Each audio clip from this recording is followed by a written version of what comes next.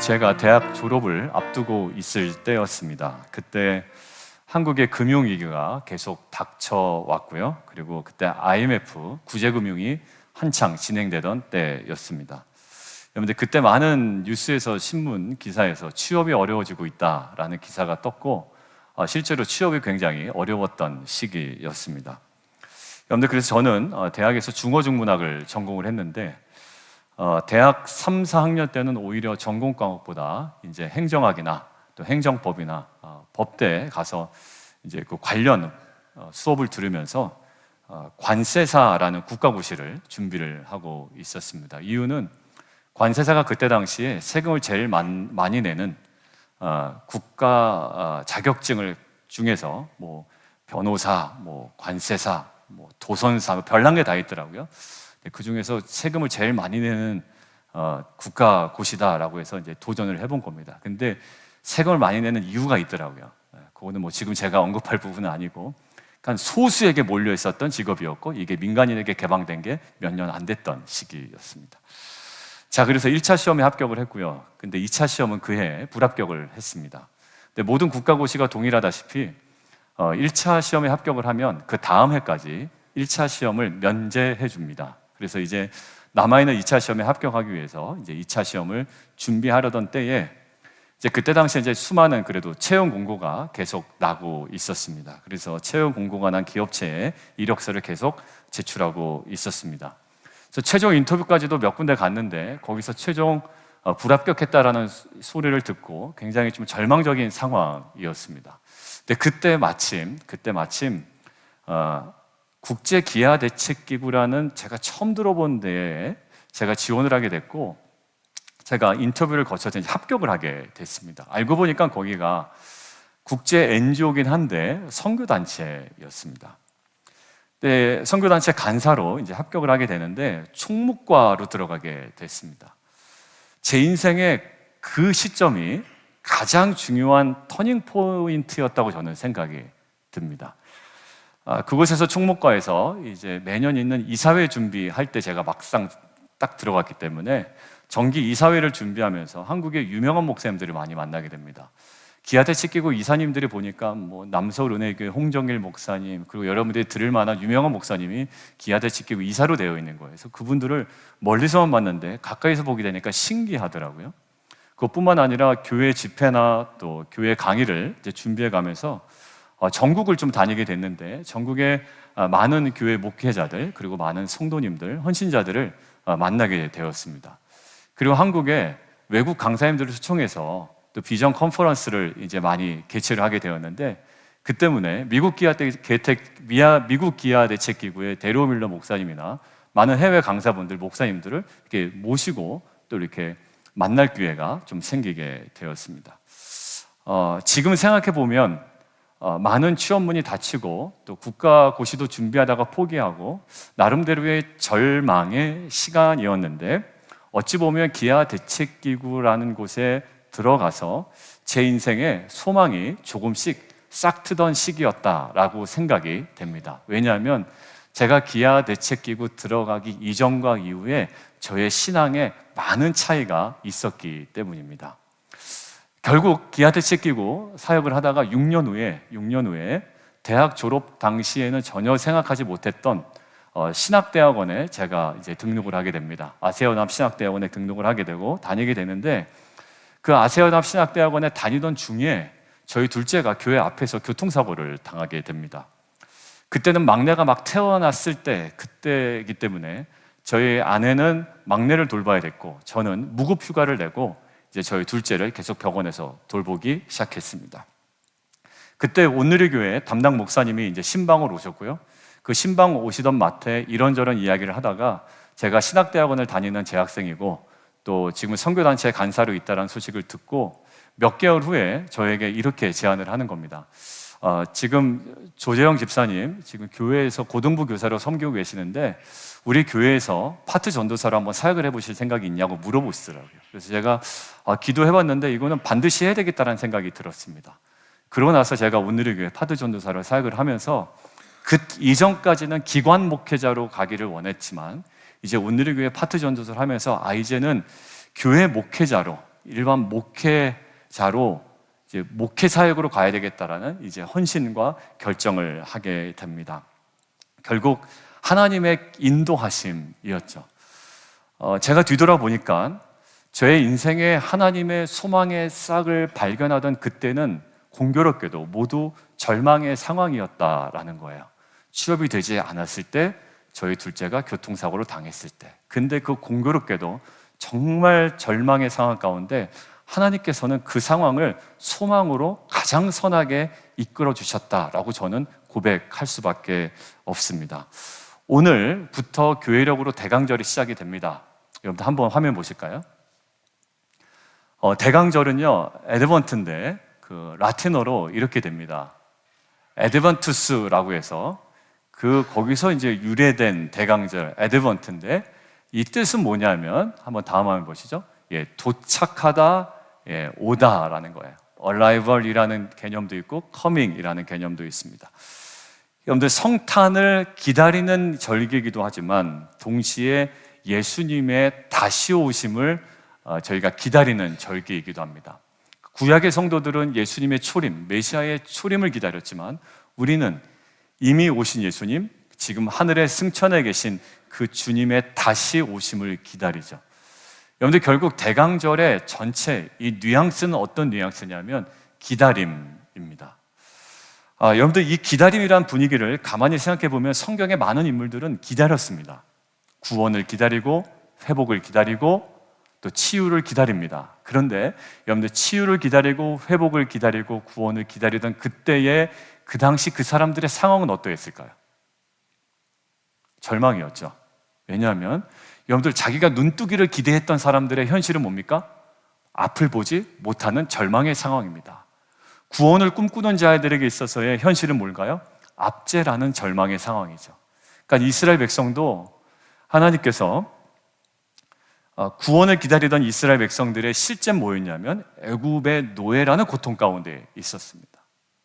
그리고 구약에 메시아를 기다리던 그들의 모습은 어떠했냐면 바벨론에서 포로에서 돌아는 왔지만 여전히 로마의 통치라는 그 압제 가운데 있는 절망이라는 현실이었습니다. 그러니까 결국 이 성경의 많은 인물들, 많은 상황들에 있어서 기다림이라고 하는 건 현실의 절망을 기반으로 둔 무엇인가를 바라는 기다림이었다라는 겁니다. 저희도 마찬가지입니다. 지금 우리가 무엇인가를 간절히 기다린다라는 것은 현실에 대한 만족보다는 고통과 절망 가운데 있는 경우가 더욱더 많습니다. 몸이 낫기를 기다린다라는 것은 지금 몸이 좋지가 않다라는 것이고, 내가 회복되기를 원한다라는 것은 아직까지 내 안에 해결되지 않은 문제가 있다라는 거죠. 여러분들, 그래서 오늘 예레미야 본문도 마찬가지입니다. 여호와의 구원을 바라고 기다리는 예레미야와 남유다의 백성들, 오늘 18절에 있다가 볼 거지만 소망이 끊어진 듯한 상황 속에 이들이 놓여 있습니다. 그래서 오늘 본문을 함께 좀 묵상함을 통해 절망 속에서 소망을 발견했던 이 예레미야의 모습이 저와 여러분의 삶 가운데도 다시 한번 확인되어지고 또 이것들을 믿음으로 붙들고 나타나지는 귀한 은혜의 시간이 되기를 주님의 이름으로 축원드립니다. 우리 첫 번째 오늘 함께 묵상할 대지인데요, 함께 읽겠습니다. 자, 시작. 여러분들, 거룩한 절망은 소망의 시작입니다. 제가 이 대지를 몇 번을 바꿨는데 바꾸기 직전의 대지는 이거였습니다. 거룩한 절망은 소망으로 들어가는 입구입니다. 이렇게 해놨다가 저게 조금 더 간단할 것 같아서 저렇게 좀 마무리를 했습니다. 여러분들, 오늘 본문 19절을 보면 성경을 보셔도 좋고요, 자막을 보셔도 좋은데 예레미야 선지자와 남유다 백성들이 처한 상황에 대하여 이렇게 표현합니다. 그들이 어떤 상황이었는지 19절 함께 보시고 자막 보시겠습니다. 고초와 재난이라고 이야기하고요, 이것들을 학자들이 이렇게 묶음을 합니다. 외적 고통이다라는 거예요. 그 두 번째, 19절 중반부에 이런 표현이 있습니다. 쑥과 담즙입니다. 여러분들, 쑥과 담즙은 먹고 안으로 들어가죠. 그럼 안에 탈이 나든가 쓰든가 뭔가 불편하든가 이렇습니다. 그래서 쑥과 담즙은 내적 동요를 가리킨다라고 이야기를 합니다. 근데 결국 외적 고통과 내적 동요가 예레미야와 남유다 백성들을 절망으로 몰아가고 있는 상황이라는 거예요. 여러분들, 예레미야는요, 오늘 우리가 읽은 바로 앞절 18절에 지금 현재 예레미야와 남유다 백성이 경험하고 있는 상황을 18절에 이렇게 기록을 해놓습니다. 같이 한번 자막을 통해서 읽을까요? 시작. 내 소망이 끊어졌다라는 거예요. 그러니까 그 정도로 지금 절망적인 상황이라는 거예요. 여호와께 대한 내 소망이 끊어졌다라는 거예요. 여러분들, 근데 오늘 21절을 보니까요, 특이한 표현이 하나 있습니다. 선뜻 이렇게 해석이 잘 안 되는 표현인데 21절 함께 보겠습니다. 함께 읽을까요? 시작. 이것을 내가 내 마음에 담아두었더니 그것이 오히려 나의 소망이 되었사오면. 여기서 이것이 뭘까요? 저 대명사는 뭐를 가리키는 걸까요? 기쁜 소식은 아닐 거예요, 그죠? 보편적으로 이것은 뭐냐면 앞에 언급된 절망적 상황을 이야기합니다. 그러니까 절망적 상황을 내가 내 마음에 담아두었더니 그것이 뭐가 됐대요? 나의 소망이 됐대요. 여러분들, 이게 좀 뭔가 앞뒤가 안 맞아요. 그래서 저기서 뭐라고 표현했냐면 오히려라는 단어로 앞뒤 반전을 연결해 줍니다. 근데 여기에 또 다른 반전이 하나 숨어져 있어요. 뭐가 반전이냐면 저 오히려라는 단어가 사실 원어로는 오히려라는 뜻이 아니에요. 같이 한번 볼까요? 알켄으로 되어 있더라고요. 근데 알켄이 뭐냐면 뜻 한번 보여주실까요? 그러한 까닭에라는 거예요. 그러므로입니다. 영어로는 저렇게 되어 있어요. 여러분들, 지금 어떤 느낌이냐면 내가 이 절망적 상황을 내 마음에 담아두었다. 그러므로 그것이 나에게 소망이 되었다라는 거예요. 그러니까 오히려는 우리에게 조금 더 친근한 번역으로 다가온 거고요. 원래 원어는 어떤 느낌이냐면 이런 겁니다. 다음 장 한번 보여주실게요. 같이 한번 읽습니다. 이거예요, 원어의 뜻은. 시작. 내가 철저하게 절망했기 때문에 그러므로 소망이 회복되었다. 여러분들, 오늘 말씀을 쭉 이어갈 텐데요, 저는 이 역설적 진리가 절망 가운데 있는 저와 여러분에게 참된 진리임이 믿어지고 저 정말 소망이 우리 안에 회복되어진 은혜가 있기를 주님의 이름으로 축원드립니다. 여러분들, 그럼 다시 한번 설명해 볼게요. 내가 철저하게 절망했기 때문에 그것이 이유가 되어 소망이 회복되었다라는 거예요.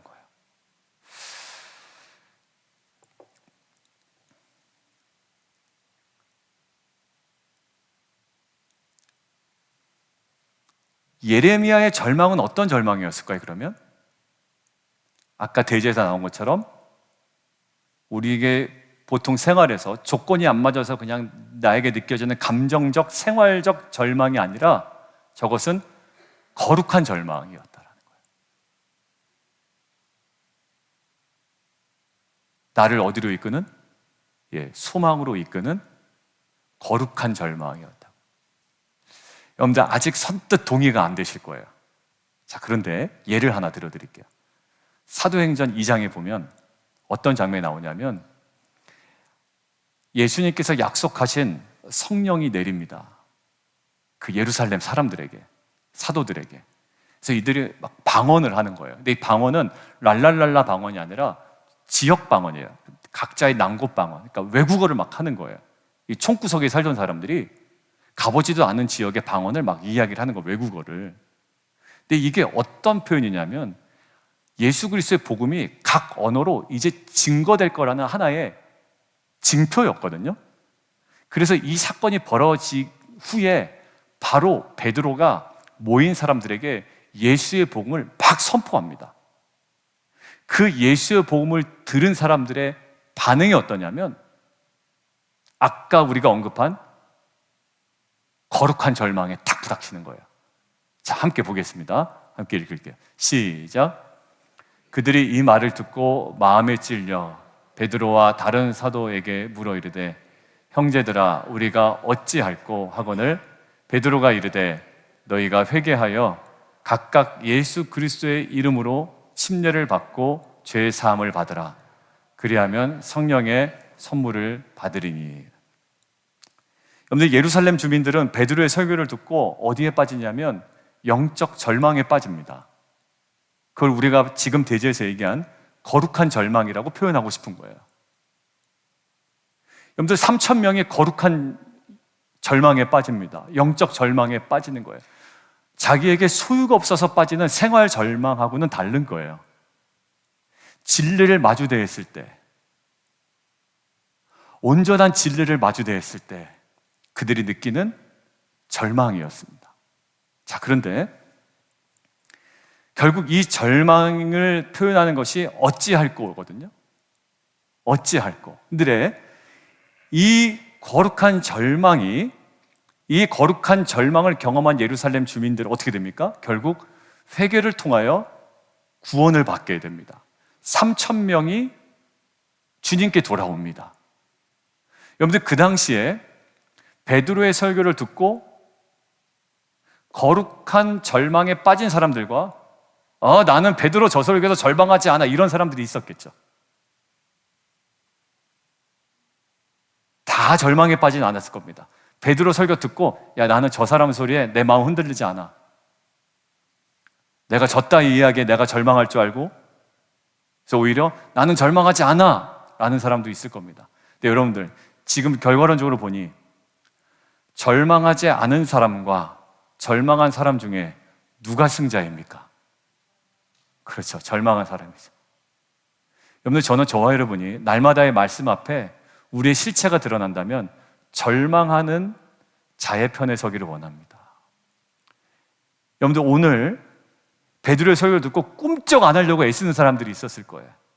근데 그 사람들은 오히려 승리의 반대편에 있었던 자였고, 진정한 승리자는 철저하게 절망한 자였습니다. 결국 진정한 구원과 소망을 발견하기 위해 우리가 거쳐야 하는 관문이 하나 있습니다. 뭐냐면 바로 거룩한 영적 절망입니다. 이거를 저는 이렇게 표현하고 싶어요. 자기 절망입니다. 내 스스로 가능성이 없고 내 스스로 연약하며 한계가 있음을 내가 뼈저리게 경험하고 절망할 때 진정한 구원과 소망과 행복을 경험하게 된다라는 거예요. 여러분들, 한번 생각을 해볼까요? 여러분들의 과거의 삶도 좋고요, 또 주변의 사람들도 좋습니다.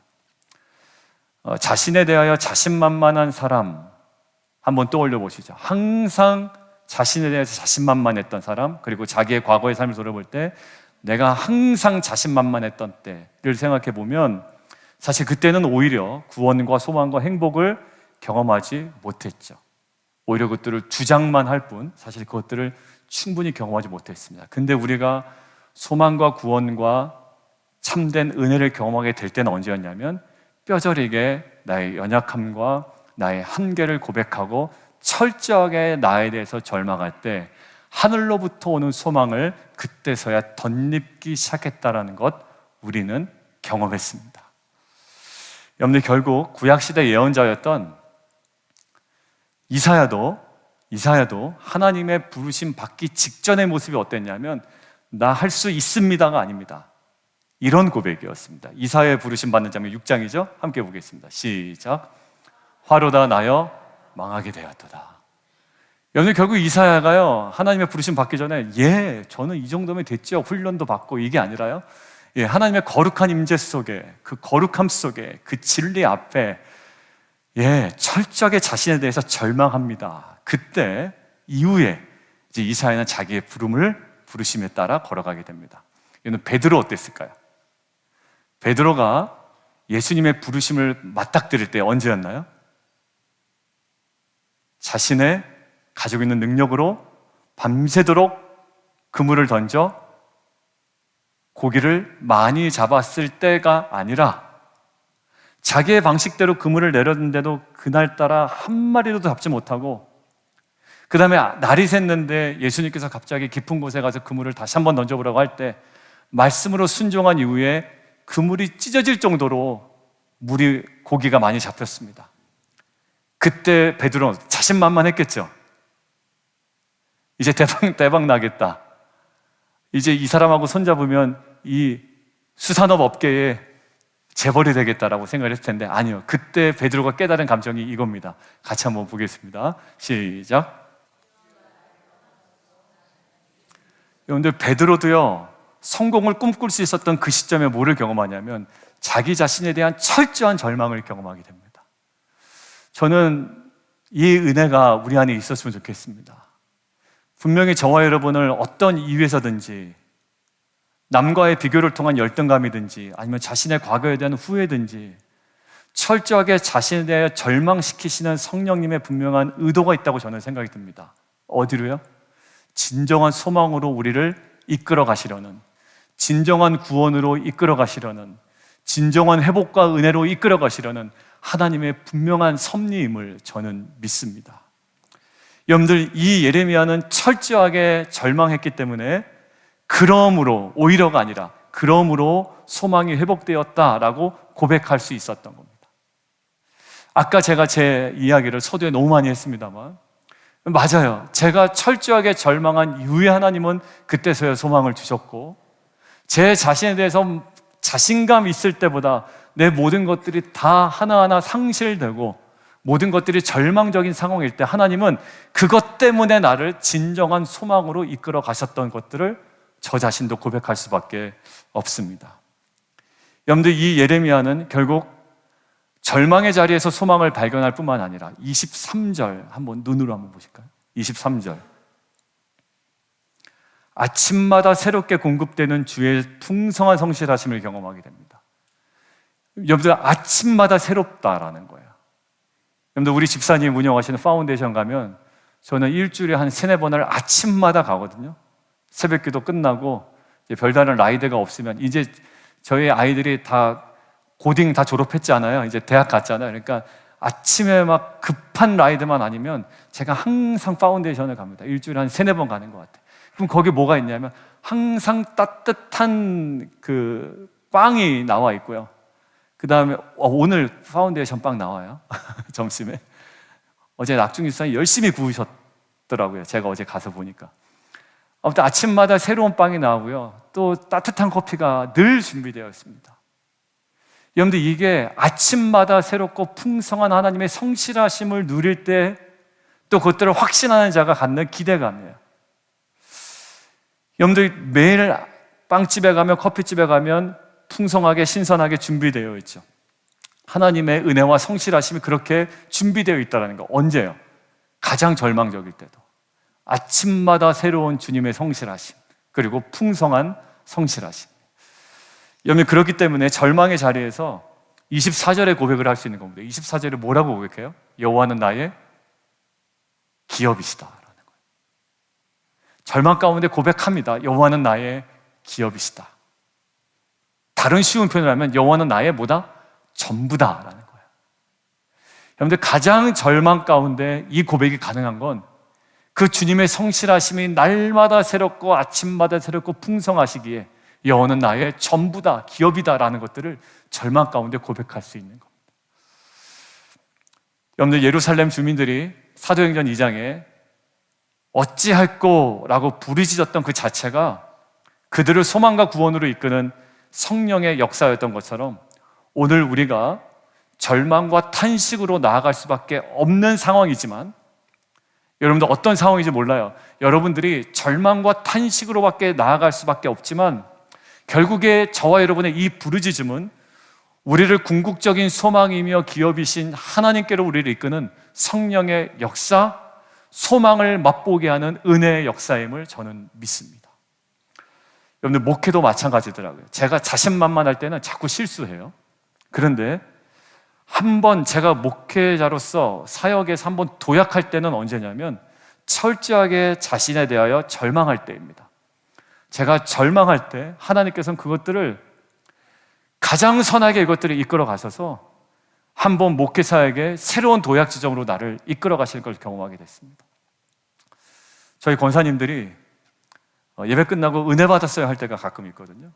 근데 그때가 언제냐면 제가 목이 쉬거나, 지난주처럼 목이 쉬거나 제가 뭔가 이렇게 좀 저의 약함이 설교에서 드러날 때, 저의 약함이 드러날 때, 그때 무진장 은혜 받으셨다고 그러더라고요. 제가 제 잘났다고 막 떠들 때는 냉랭해요. 냉랭합니다. 조 목사 뭐 이렇게 잘났다고 떠드나 이제 이러실 거 아니에요. 그런데 저의 약점이 드러나고 저의 한계가 드러나고 또 저의 그 절망이 드러날 때 오히려 목사 오늘 은혜 받았다라는 거예요. 근데 제가 가만히 생각해 보니까 그게 맞는 것 같아요. 그 절망이, 저의 절망이 그게 이유가 돼요. 하나님께서는 정말 가장 온전한 소망으로 이끌어 가시는 하나님의 그 궤도에 저와 여러분들의 인생에 놓여 있는 줄 믿습니다. 여러분들 지금 절망할 수밖에 없는 상황이지만 소망을 가지십시오. 왜요? 이것들은 우리를 참된 구원과 회복의 길로 이끄는 성령의 정말 치밀한 간섭과 이끄신 은혜인 줄 믿습니다. 그 절망의 자리에서 소망과 은혜를 누리며 나아가는 저와 여러분 되기를 주님의 이름으로 축원드립니다. 자, 두 번째예요. 함께 읽겠습니다. 시작. 여러분들 오늘 예레미야가 절망의 자리에서 취한 행동이 있습니다. 그러니까 절망이 소망으로 바로 가진 않더라고요. 그러니까 지난주 마찬가지로 하나님의 선하심과 인자하심이 영원하죠. 그게 아무나 경험하는 게 아니더라고요. 지난주에도 보니까. 자, 오늘 보세요. 예레미야가 절망의 자리에서 취한 행동이 있는데 24절 한번 보실까요? 함께 읽겠습니다. 시작. 내가 그를 여호와를 바라리라 라는 거예요. 25절 함께 볼까요? 이제 권면하는 건데요. 시작. 여호와를 기다리고 구하는 영혼. 26절 한번 보겠습니다. 시작. 여호와의 구원을 바라고 기다린다. 여러분들 지금 자신에 대하여 철저하게 절망했잖아요. 예레미야가. 근데 그것으로 그냥 끝나지 않아요. 자신에 대하여 철저하게 절망한 예레미야가 그 이후에 향하는 방향이 있습니다. 어느 방향으로요? 여호와를 바라고 여호와를 기다리고 여호와를 구하고 있어요. 그러니까 지금 가만히 있어서 될 문제는 아니고 철저하게 절망한 우리들에게 지금 도전을 하는 겁니다. 여호와를 기다리고 구하는 영혼, 참 복된 영혼이고 여호와의 구원을 바라고 기다리는 것은 참으로 좋은 일이며 나는 여호와를 바랄 거다라고 이야기를 하잖아요. 자, 그러면 우리도 여호와를 바라고 기다려야 됩니다. 그럼 질문이에요. 여호와를 바라고 기다리고 구한다라는 것은 어떤 행동일까요? 이게 없으면 적용거리가 없어지잖아요. 자, 그럼 여호와를 바라고 구하고 기다린다라는 것은 어떤 의미일까? 시편 40편에 이렇게 기록되어 있더라고요. 거기서 힌트를 얻을 수가 있습니다. 시편 40편 함께 해보겠습니다. 함께 읽습니다. 시작. 내가 여호와를 기다리고 기다렸더니 귀를 기울이사 나의 부르짖음을 들으셨도다. 여러분들 지금 이 시편 40편의 저자도요, 어떤 상황이냐면 2절에 이렇게 되어 있어요.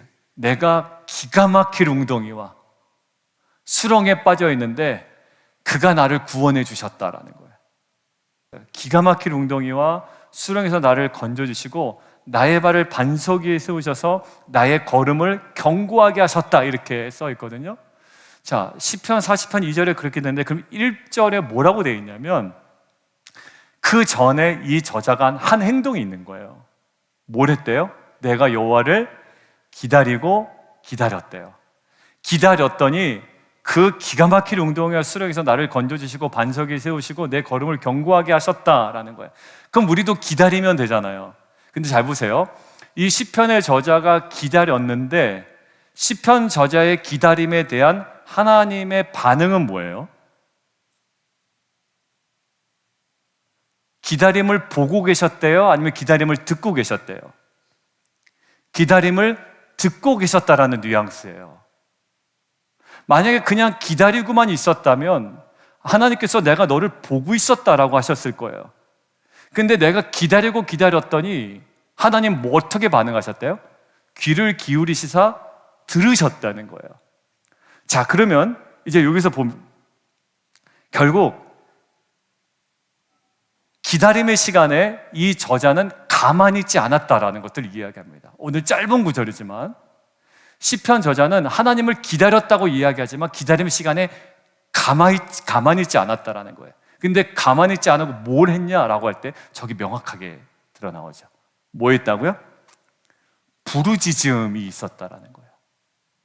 그러니까 여호와를 기다리고 바라며 구하고 있는 자의 모습은 어떠해야 되는지 시편 전체적인 문맥 가운데 오늘 우리에게 얘기하고 있죠.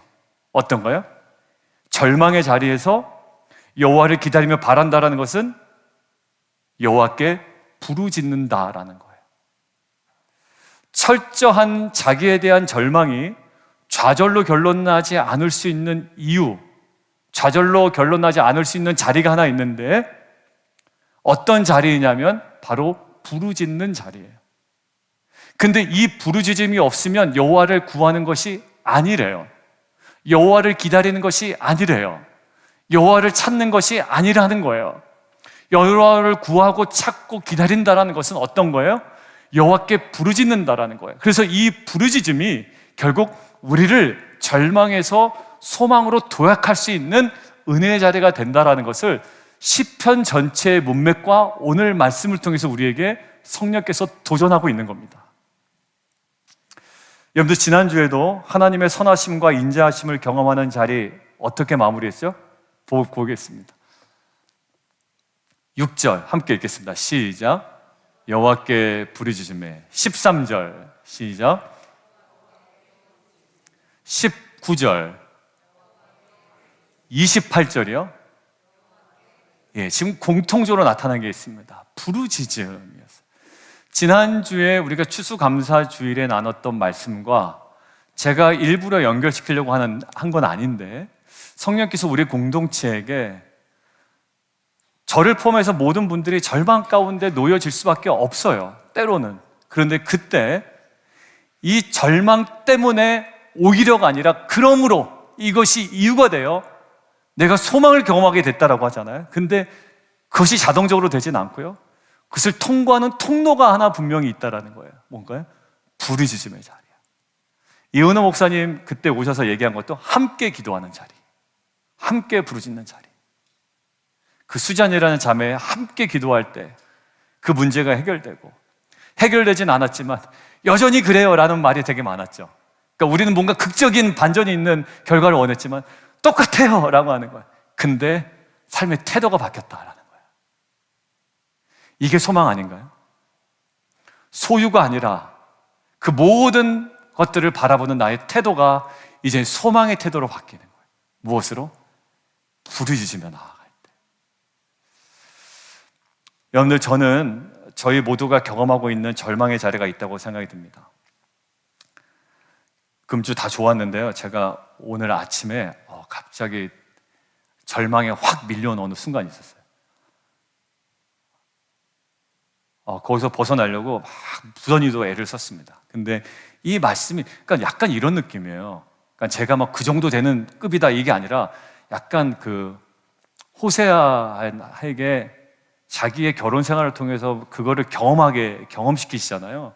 그러니까 제가 오늘 아침에 갑작스럽게 경험한 그 절망이 그냥 예사롭게 느껴지진 않더라고요. 근데 저와 여러분에게도 어떤 절망이 있을 겁니다. 다른 사람과 비교해서 오는 열등감일 수 있어요. 제가 오늘 아침에 경험한 게 바로 그거였어요. 제가 어느 교회 유튜브를 보지 말아야 되는데 그 교회 유튜브를 아침에 잠깐 보다가, 보통 어제는 다른 교회 유튜브 보다가 오히려 소망 가운데 갔습니다. 그래, 저 교회처럼 저렇게 가야지. 그래서 제가 다음 주나 다다음 주부터는 엔딩송을 여러분과 함께 하려고 해요. 말씀 앞에서 세상 앞에서 우리가 이제 어떻게 파송되기를 원하는가. 그 교회 찬양이 되니까 제가 너무 뜨거운 거예요. 그래서 미리 정보를 드리면 세미안 교회입니다. 텍사스에 있는 세미안 교회인데 그 음악 목사님이 작곡한 곡이에요. 근데 너무 좋아서 악보도 다 찾아놨어요. 말씀 앞에서 세상 앞에서 이제 엔딩송으로 우리가 나가게. 그거 봤을 땐 너무 소망이 가득했거든요. 근데 제가 오늘 다른 그 교회 영상을 보고 제가 갑자기 이 절망이 되는 거예요. 딱 경험한 건 다른 사람과 비교해서 오는 열등감이었습니다. 그리고 여러분들 이게 아니더라도 과거의 자신의 삶에 대한 후회일 수도 있습니다. 내가 왜 그랬을까라는 후회일 수도 있어요. 아니면 자신이 지은 죄에 대한 또 책망일 수도 있어요.